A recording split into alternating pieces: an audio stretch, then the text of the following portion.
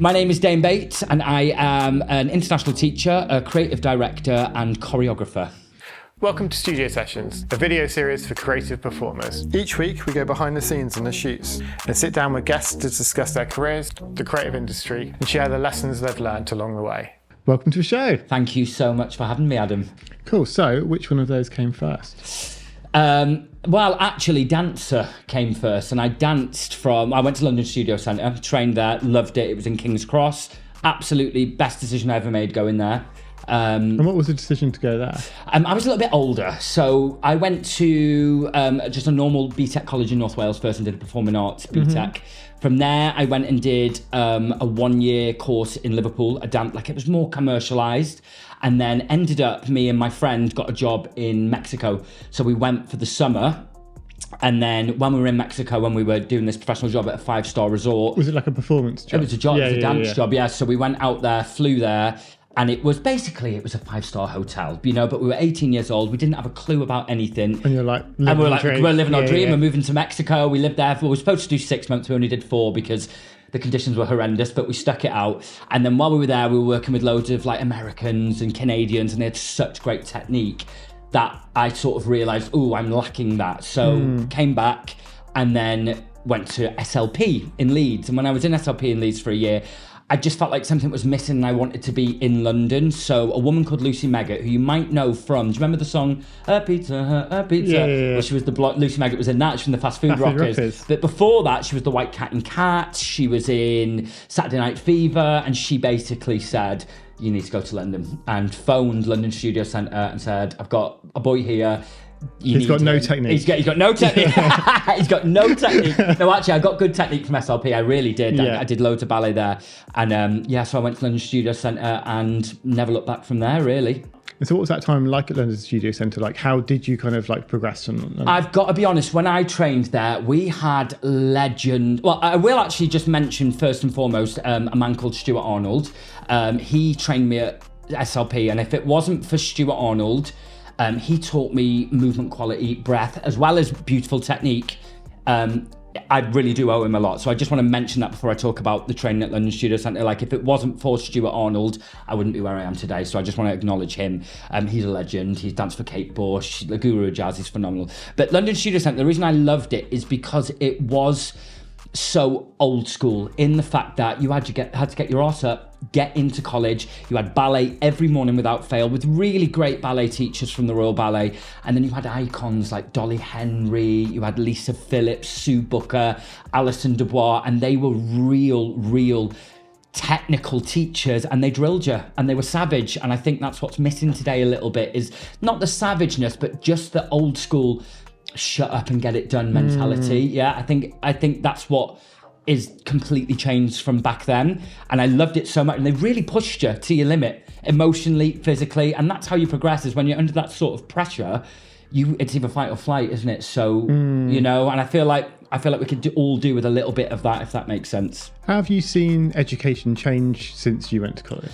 Well, it's because I teach still now at the establishments. It's so different. I can tell you now, when we'd be in ballet, if your hip was lifted, you would get a slap on the bum. You'd get a big slap on the arse, get your hip down, this, that, and the other. You were told, I don't want to swear, but you were told you were the S word, that was terrible, that was this, that was this. And you just can't do that anymore. You can't treat people like that. But what I find is very interesting is, yes, the world has changed, and things have moved on, and rightly so, they should. But I kind of feel like the industry hasn't. So I kind of feel like, you were just taught to deal with it, get on with it, and which prepared you for the industry in a way, if that makes sense. And now I feel like you can't say anything to anyone, and every student is allowed to have their opinion, but then it comes back to bite them, because when you get onto a professional job and you start being opinionated, and it's terrible, and it is, but if you start being that opinionated dancer and that, well, hang on a minute, questioning, the creatives and stuff like that, it's gonna really backfire. And I think it's sad that there's a disconnect there. The world has changed, but the industry hasn't, if that makes sense. Yeah, 100%. So from people kind of graduating now, from the people that you've seen, what would your advice be to them going into the industry, knowing that training maybe hasn't set them up for the industry in the way that it might have done before? It's a really good question. I think, I don't know if I was being a bit quite bold there saying that. But I think advice that I would give, first and foremost, this is the biggest piece of advice I'm going to give, is learn how to audition correctly. Okay, I mean, I've been taking a lot of castings recently, and I feel like audition etiquette has gone out of the window completely. You know, when you go to an audition, you're not auditioning when you're dancing, you're auditioning when you're walking through the door.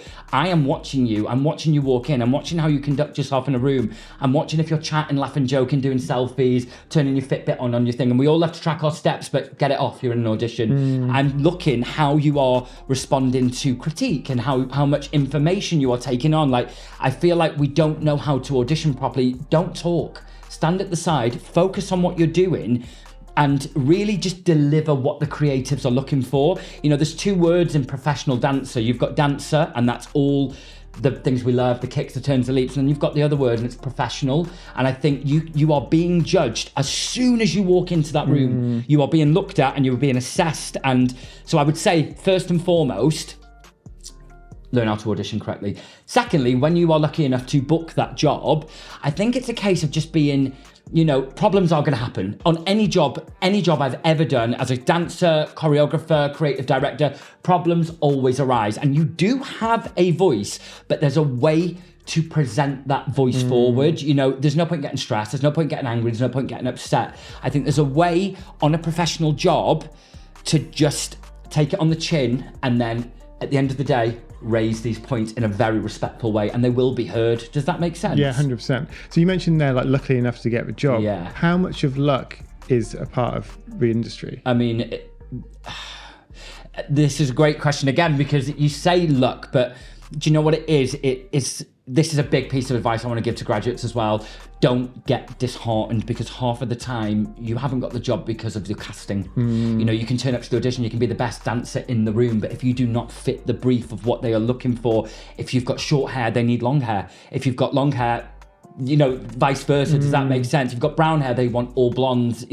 There are so many contributing factors that go into the booking of a job, and half of the time it's got nothing to do with your talent. You can be the most talented dancer in the room, but if you don't fit the casting brief, you haven't got that job. So I wouldn't even say it is luck. I would say like casting is key. So all you can do is go into the room, do your absolute best, and leave knowing that you did your best, and then you feel good about whatever's gone down. Does that make sense? Yeah, 100%. Yeah. And in terms of kind of like knowing that that's the case, how do you deal with kind of almost rejection after rejection after rejection if you know it's not about your ability? I mean, it gets frustrating. I can't, like, because even now, you know, I was having the discussion before, even now, as I'm really like moving into the choreography, but even more so the creative direction side of life, even now I lose jobs. I've lost jobs this year, you know, and you've just literally, tough. It's honestly tough. Deal with it. It's part of the industry. And we've chosen this industry because we have a love and a passion for the art form, but it's not without its flaws. You know, of course, there's so many things that I would love to change. Of course, I would love to give every single dancer feedback that comes into the room. Of course, I would love to have booked that job that I was supposed to be doing this year. But unfortunately, things don't happen. And you've just got to dust yourself off and just keep going. And you know, a good one for me, what I used to do when I used to go to auditions and I would get cut, I'd just go to class. As soon as I got cut, I'd either go to the gym, go and do a hot yoga class, or I'd go and take a dance class, and I think, do you know what? Another one bites the dust, my time will come. And it is about perseverance, you know, you've just got to keep on in it. You've got to make sure you're at the top of your game and just keep going. And it will happen, you know. I love that. I was talking to a performer the other week, and I think she had an audition in the morning, and then she was like, well, the recall's at like 4 p.m. So she's like, we might as well go to class in the meantime. Yeah, just go to class, yeah. And instead of just waiting around, like kind of just being like, cool, well, I'm just going to go clear my head, go out, do a class, and then do come a class, back and then come. I mean, the beauty of being young, I wish I could do it. I wish my body would allow that. But I did go to LA in February and retrained, and that was hard. And do you know what it was? Is I had Cirque Alice coming up, and it was a world premiere of this new Cirque show, and I was choreographing it, and I thought to myself, I felt taking it back, actually, I did jobs from October right the way through January, non-stop, back-to-back 9 jobs as a choreographer, and I felt stale. I felt like I was doing the same moves over and over again, so I wanted to like revamp me as a creative. So I took myself to LA at the grand old age of 37, and I went and retrained. And I was taking 3 classes a day. My back didn't handle it very well, but I thought to myself, the only way that you're really gonna be fresh and update yourself. If you just put yourself out of your comfort zone and you go to LA, and I went on my own, I flew myself, I went out there and I took classes every single day. And I just think you're just never too old to learn and grow. Does that make sense? Yeah. You know, no matter how old you are, no matter what situation you're in, you can learn, you can get better at what you do, and you can grow. Absolutely. Yeah. And so like for a performer who's maybe graduated or looking to improve, how do you decide what class to go to? Because I feel like from my point of view, I see a lot of people to go to classes that might be trendy rather than necessarily what they need to improve in. I think what you've got to do is you've got to look at yourself and you've got to really self-evaluate and know what your weaknesses are. You know, if I just did hip hop in LA because I knew I wasn't that hip hop. So go to the classes that make you feel uncomfortable. Stop sitting in your comfort zone, because nothing ever good comes from comfort zones. You have to literally go to that class and feel embarrassed. And that is how you break through those barriers. What's your advice in terms of breaking through that embarrassment? I mean, you've just got to do it. You know, if when you're embarrassed once, you're never embarrassed again about the same thing. Oh yeah. So, you know, you've just got to do it. Get into the class, learn. You're gonna look stupid. And that's the problem. What I find is I think people are afraid to look stupid, 100%. But you've got to, because you're not perfect straight away at everything. The only way you get better is by practicing. You've got to think back to when you were a kid, and that's why you sit in that comfort zone, because you went through all that embarrassment as a kid and you've forgotten it now. Go into the classes that make you feel uncomfortable. That is how you're going to become a well-rounded performer. And I will say, pick up skills for people like can't pick up quickly. Do commercial classes. You've got to learn fast. You've got to do it on the spot. You've got to perform it back. So, and performance is everything. And in terms of like look stupid, no one's looking. Everyone's worried about themselves, and I think that's what we forget as well as performers, is that you think because we're so self-indulgent, all of us, we love it, we love ourselves, why not, you know? But no one cares, because everyone is in that exact same boat. Everyone is panicking about themselves, so they're not looking at you. So just do it. You know, you're only young once, life's short. Or I feel like, based on what you've just done there, go to a different town, different country, and go to a class there where no one knows who you are. Well, that's what I did. Yeah. That's what I did. You're like, I'm not going to London. Yeah, I'm not doing it in London. I can't do that. I'm just going to go to LA where no one knows me. But it's funny, because I thought no one would know me in LA. But I didn't really. Obviously, I've got quite a big TikTok following as well. And my first class, I put my hand up and asked a question. I saw her looking at me funny. Anyway, it was a good class. It was a hip hop class, and I actually randomly got picked out. And I got picked out in most, but this one I was surprised because it was hard. And then I went outside, and do you know what? I was like a kid again. I phoned my mum. I was like, I just got picked out. I just got picked out in a hip hop class, and I felt a tap on my shoulder. She went, I knew your voice. She went, there's your dinner guy off TikTok, aren't you? I was like, oh, how embarrassing. But yeah, I am. But yeah, so go to somewhere, you know. Do you know what though? I think when you're young, perhaps you don't have the finances to fly yourself to LA. Yeah. So honestly, I will just say, go to the classes that make you feel uncomfortable. No one cares. And you're only going to feel uncomfortable once. You're there to learn. No one is perfect. Exactly. Only me. No, I'm joking. Moving on to the first look from today, what was that and what made you bring that? So the first look I went for was more not about the rebranding. It was more just for social media. A very on-brand fashion trend, and I had some great help off Martha Thorpe. She was styling coordinator for me, and she was helping me out with the look. She's a fantastic stylist.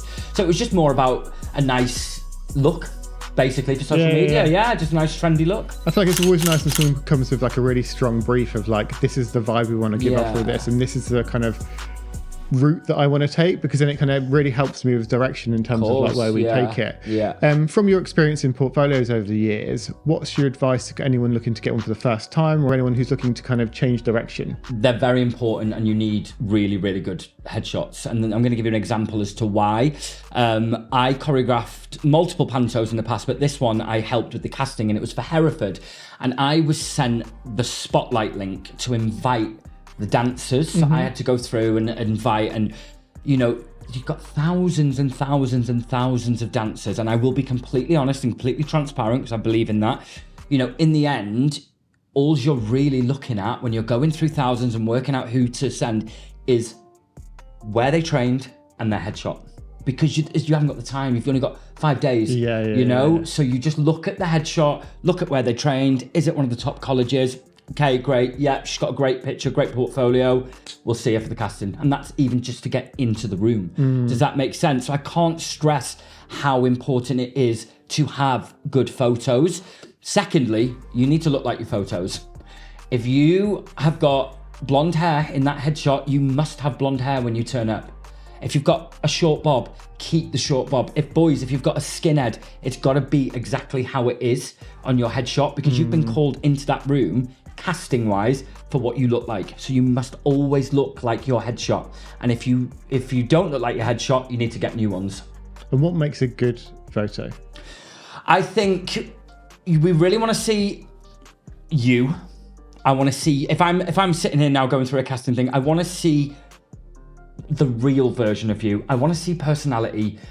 I want to see your body shape. I do, because it's a casting, we're casting certain types and body types and hair colors, and, it needs to look like you, and it needs to have personality.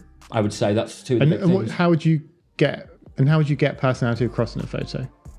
Body position, facial expression, energy. You can feel an energy from a photo, I really think. So confidence, if you are confident in front of that camera, it's going to transcend through the picture. 100%. I feel like for me, confidence has always been the thing that I try and push the most. Yeah. Because I feel like when I started in this industry, there was lots of, body shots for me were very pretty.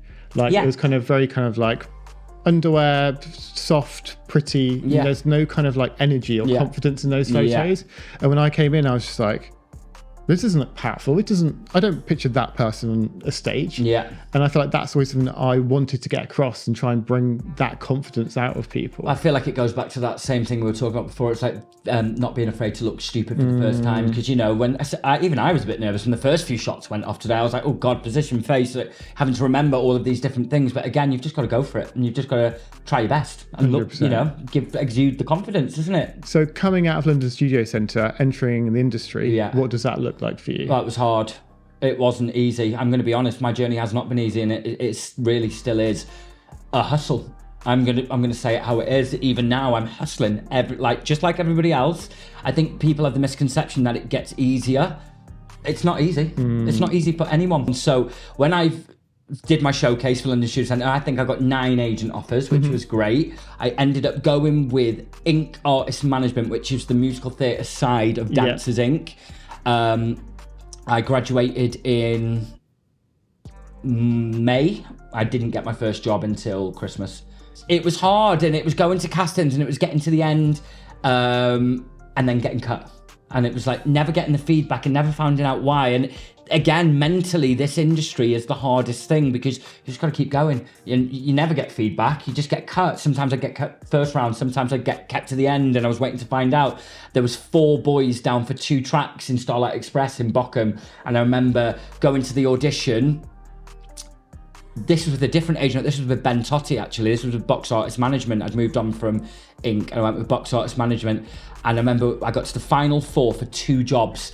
And we danced, sang, great. Then I got given songs in German. They were like, come back at 3, go and learn them. I was like, okay, I don't speak German, but here we go. Right, so I was in Starbucks, I was listening to the songs in English, and I was trying to hit the notes, and then I had to go back at 3 o'clock. I sang the notes, tried to hit the notes really high. Anyway, I didn't get the job. It was just a lot of that, a lot of back and forth. I got offered Royal Caribbean as a vocalist, actually, again, randomly, as Boy One, and I never took it because I ended up doing a Best of the Musicals Germany tour. And then, actually, I fell into choreography in a really weird way, and I will be honest with you. So I was doing panto for Bill Kenwright in Windsor, and I was understudying Rydian from X Factor in Beauty and the Beast.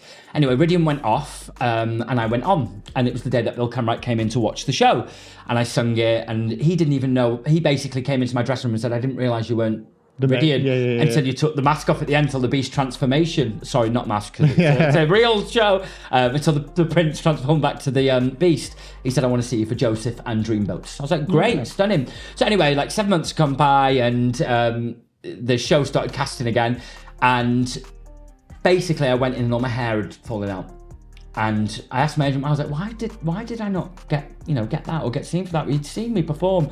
And he went, I think it's because your hair has fallen out. So I was like, right, okay, I'm gonna get a hair transplant. So I did. I've had 2 now, by the way.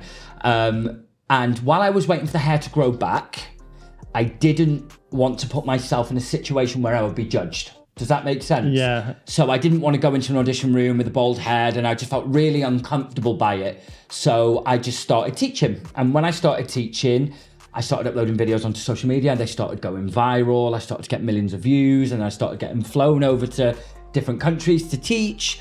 And then I started the Dane Bates Collective, and then we got taken, well, we actually started that for a dancewear brand at Move It randomly. Then from there, I did a concept video, and then we got taken onto TV, and this is how my life has completely changed. So I do want to say, like, one of my biggest insecurities back when I was younger actually turned out to be the best thing that ever happened to me as a creative. Now, I found a little thing in my folder the other day, like my year 6 folder, and it said, my name is Dane Bates, and when I grow up, I want to be a choreographer. And I did it, and I thought, you know what? Would I have been where I am now if my hair hadn't have fallen out? So I'm so grateful for that random hair fallout. What would your advice be to someone who currently has an insecurity that is kind of holding them back a bit in the industry? I mean, you can't, how can anyone tell anyone anything when you've got an insecurity? And I know better than most people with my hair. You can tell me till I'm blue in the face, but unless I believe that it, you know, it's on you, isn't it? What I will say is your biggest insecurity might actually be the best thing that's ever happened to you, because it was for me. And when it comes to choreography as well, how did you get started with that? Because I imagine a lot of people like have ideas or think, oh, maybe I'd like to be a choreographer, but don't really know where to start. What was that kind of like first week being a choreographer looking like? Well, it was never. It was never a first week. It was never a first week. It happens over time, and I was always making up. I was as a kid. I was always making up dances. I was always directing my sister and my cousins and making them do the moves. I was always like a natural leader in that sense. And even when I was at college, I was always choreographing numbers and getting all the dance in the studio and creating. So for me, it was always within me to do that. And I think, you know, when you're a dancer, you know if you can choreograph, you know if you can create. But what is interesting is the process to get there is so different for everyone. And I just don't think you should compare yourself to anyone. I think your own journey is your own journey. And it is hard not to compare, and it is hard not to look at other people and think, God, I wish I was that. I wish I was doing that, because that is the nature of the beast, isn't it? We're constantly looking at ourselves and self-evaluating and looking at other people. But what I will say is, if you're going to do it, do it. Don't hold back. You know, art is art. Your art is your art, and no one can, you know, people might not like it, but at least they're looking. Do you think that everyone should learn to choreograph? No, I don't. No, I don't, because I don't think not everybody wants to do that, you know, and choreographing's not easy. To choreograph it's hard, you know, and the process that goes into it, and the thought process is not, you have to tell the story of the whole show within these movements. It has to link in. You have to, it's like you have to use the choreography to change scenes. There's so much that comes into it. And I don't think everyone has the capacity and ability to do that. And if you don't love it, don't do it. Stick to what you love and what you're great at. Because I think one thing that I always think about a lot is, especially in a world where kind of online content is such a big thing for us, the idea of creating consistently is something that I feel like everyone needs to be doing, or kind of have something to be able to put out there to showcase your talents.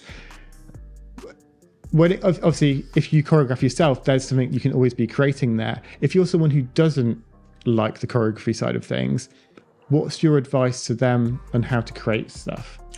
I mean, I feel like every performer has the ability in them, because we are creatives, you know, we are artists, and this is an art form. We're athletes, but what makes us different is that we have to present our work, and it's art based, you know.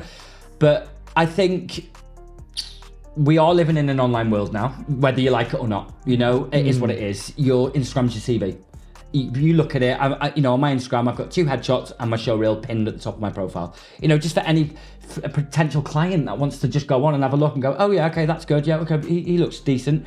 Unfortunately, you have to have content, but you don't have to create it for yourself. You can go to people's classes and you can film there, you know, ask them, do you mind if I film your choreography? And I've had loads of dancers message me and say, Dane, I did this choreography in your class. Do you mind if I do it as a solo in my showcase? I'm like, yeah, fine. I had a girl from Bird do it the other week. Do what you know, as long as you ask and you credit the choreographer, I don't think you have to create it for yourself at all. I think you can take the footage and take the choreography and say, please, may I film this for my socials, and tag you and credit you. And I think every choreographer, well, even if they'd be stupid not to, because at the end of the day, it's free promotion. It's exposure for them and their work, you know? Why not? I'm that mindset. I let people do whatever they want. So you mentioned there about Instagram and kind of pin posts and stuff. What's your advice to a performer to use social media? If I'm honest, and I know some people are going to hate this, but this world is a digital world now. We really, really, really have to be on our game on social media, and it just is how it is now. And I know some old school choreographers and old school teachers are going to be like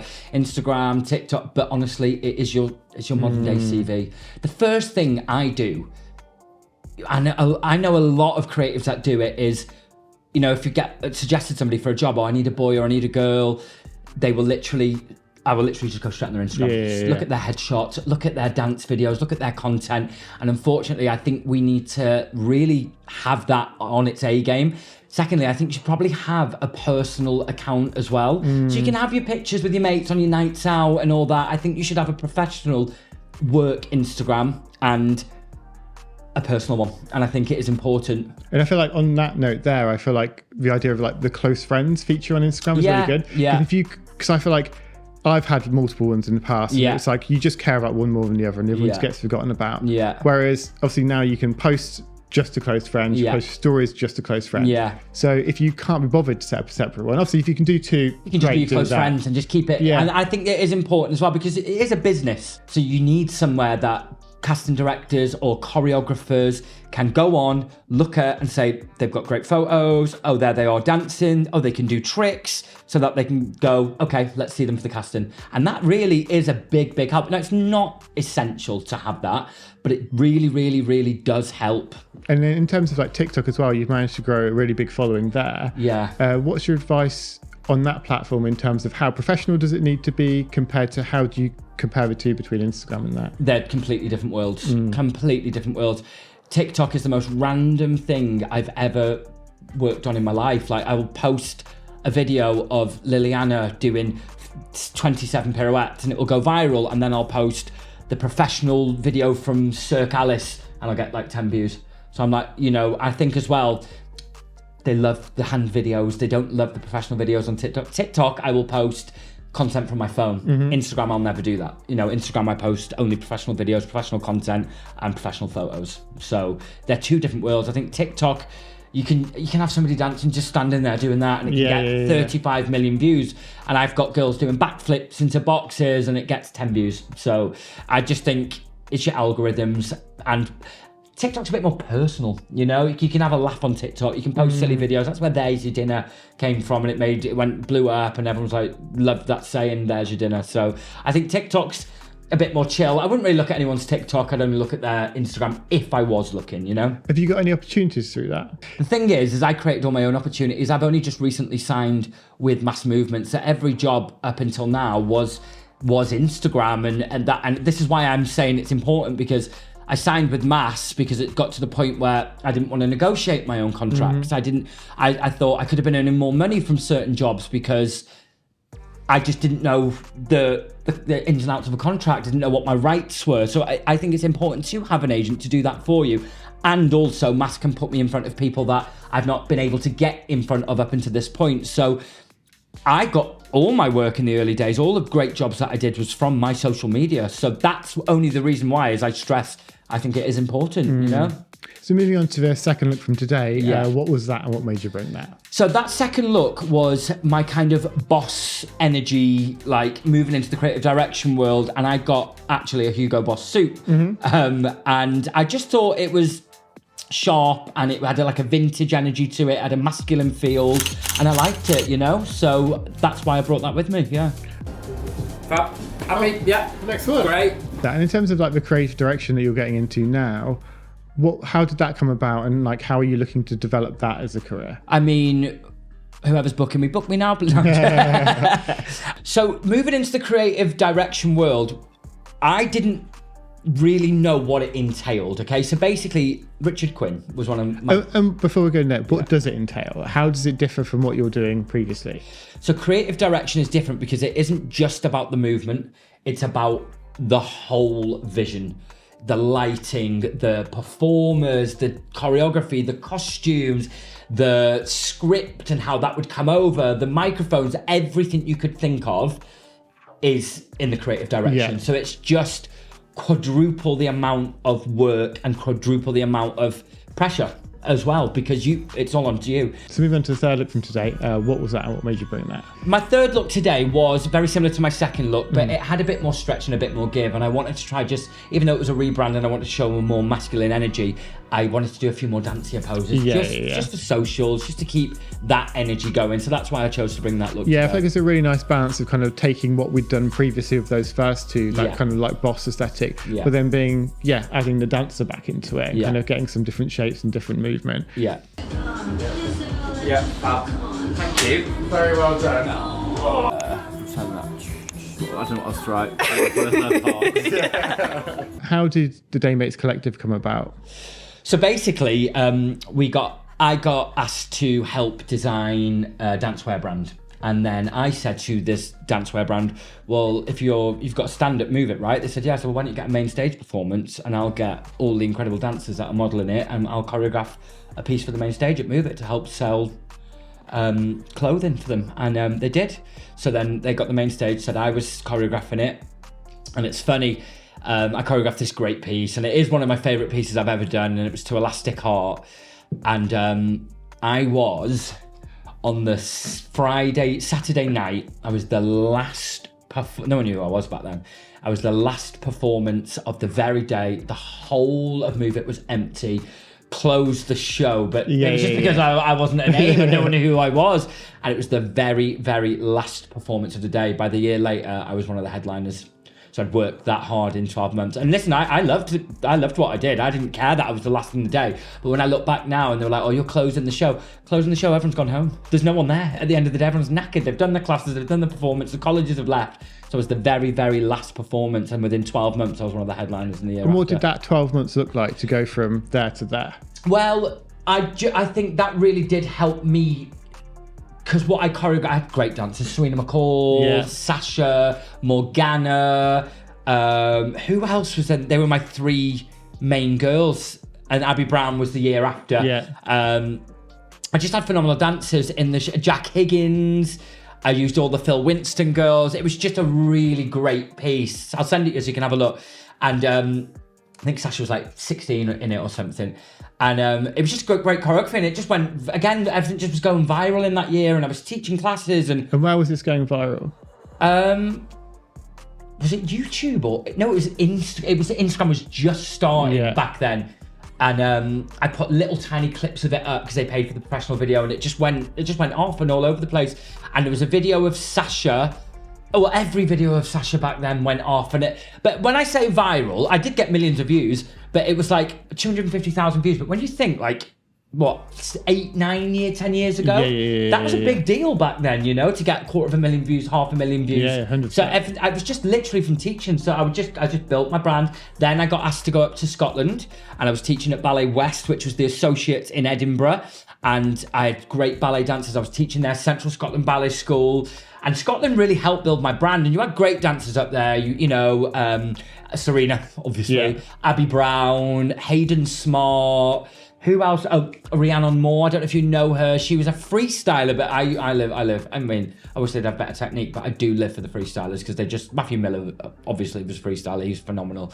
And I was just working with kids up in Scotland, and again, everything was just getting shared, posted. I was getting booked. So I just really worked on my brand. I'm good at social media though as well. Some people just aren't talented at it, but I'm really good at what I do on social media. I've got a formula. It works. I update it and I change it. But for me, I know what I'm doing with Instagram, and I know I'll always have, and I know I'll always have a good social media because I'm good at that.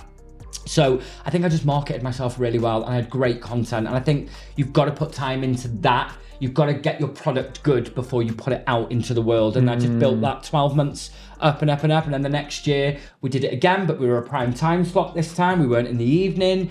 And I taught classes, and the classes sold out, and it just built and built and built. And, you know, that's how you do it.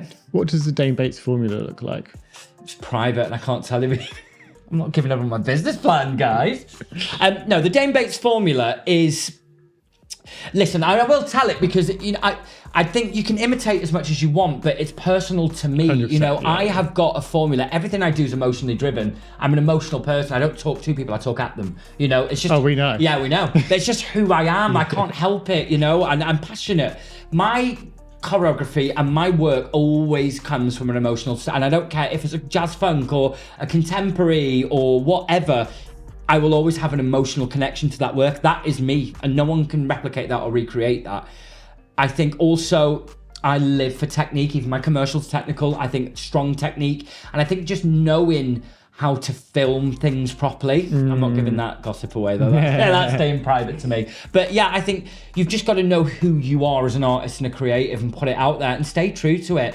And people want instant gratification. They want to post a video and it go, but it's not going to happen straight away. You've got to put the work in. I've been at this a long time. I'm 37 years old. Like, it doesn't happen overnight. I've been doing this since I was 15, And how do you find out who you are as a creative? People find out who they are. It comes with time. It comes with time, life experience. And it's funny is I used to watch other choreographers being interviewed, and they would talk about how their creation process, and I used to be like, God, it's not what I do. It's not what I do. And I was like, am I wrong for it not being what they do? And I tried to do it their way, but it didn't. You know what they would say, and I'd do this, and I would really think about how she would, and I was like, that's not how I do it, and that's fine. You've got to find your own way, but it only comes with time, and trial and error. No one's successful without failing. I've failed 100%. So many times. I fail, well, not fail, but I lose things and things don't go right, and I look at choreography I've done and I look back and I think, God, what was I actually thinking? That is terrible. I feel like that idea of trial and error, like the idea of trial means to do something, and I feel like you only find yourself by going to do that thing again and again. I feel like too many people they want it straight away. To be perfect. Exactly. It's not going to be straight away. You've got to fail to be good. You've got to know what's bad to build on that, and you've got to have that foundation. And I think as well, just be prepared. If you're putting it out there, people are going to comment. And and unfortunately in this industry, people don't like it when you do well. They don't. People get jealous. They do. And that is part of it. When you start becoming more and more and more successful, people have a lot to say about you. And that is one of the hardest parts of even as a dancer, teacher, choreographer, someone's always got something to say about you. Let them. Ignore it. Keep doing it and keep doing you and keep powering on. In terms of like relationships in the industry, how do you kind of keep authentic relationships and like knowing that people are friends of you for who you are rather than how well you're doing at the time? You've got to keep a close circle, and you can put your trust in people and it can backfire a lot of times. And I've done it with certain people who I thought were my friends and they're not. And at the end of the day, that's just who they are, and you can't let it be a representation of what you do. And I think, really just keep your cards close to your chest. I'm not great at that. I'm an open book, and that's my problem. Is like I like people. I like chatting to people. I like having fun, and I put a lot of trust in people sometimes, and it's not reciprocated. And I think what you need to do is keep it professional. Keep it. You want to have great relationships with people. You want to have trust in people, but you're working. So let's keep it at. We obviously have fun and chat, but keep it at a level that you can always walk away with your head held high and remain professional, If you could only say one more thing to your collective, what would that be to set them up for their future? To my dancers, do you know what? I'm going to address this to every dancer, I think what we need to do sometimes is ego is a massive killer of careers. Ego is a creativity killer. No one is better than anyone. I am not better than you. You are not better than me. I can learn off you. I can learn off anybody in a room, anyone, and I will never stop learning. I'll never stop growing. And I think what we do is people build an ego and they think, I'm too good to do that. I'm too good for that. I'm not doing that. And you just got to remain down to earth and humble. And I know we keep talking about Sasha, but I'm really close with Sasha, and she's one of my greatest successes in life, and I really love her. She's done everything, and she's the girl that walks into auditions and everyone goes, oh, for God's sake, Sasha's here. She's going to get it. She really is that girl, and she is the funniest, nicest person. If I've ever got a job, I'll phone her up like, can you get a day off Moulin Rouge, or can you get a day off the show? I need you to come and do this, come and assist me. She will. If I phone her up, she's got a show at 6, I'm like, can you come and just do this audition with me? Like, demonstrate. She's like, yeah, of course. Like, humbleness is the way forward. And I just think dancers out there, just chill, take a breath, no one's better than anyone. And if you go into the industry with that mentality and you're happy and you want to work and you're a pleasure to be around, it's going to serve you so well with your career. Boom. Thank you so much for this. It's been fantastic. Thank you for having me. I've had a great time. There's your dinner. Boom. Thank you so much for watching. If you like this episode, please share it. If you want to see more of these, click subscribe. And if you've got any questions or anything you want to ask, just drop them in the comments below. See you in the next session.